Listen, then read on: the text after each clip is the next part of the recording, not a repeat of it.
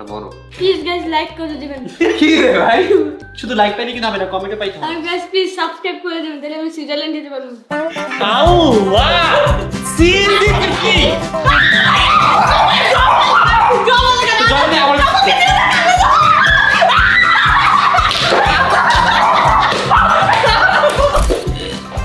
কি দলা হবে এটা? আমি খাবো মামা, খাবো রে ভাই। আল্লাহ, কই ঢুকছে? কই গেল তেলাপোকাটা? কই গেল?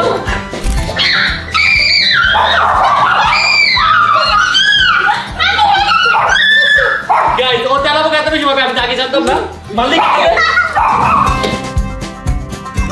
জীবন, একটা জিনিস দেখে আমি পুরো হতাশ। কি?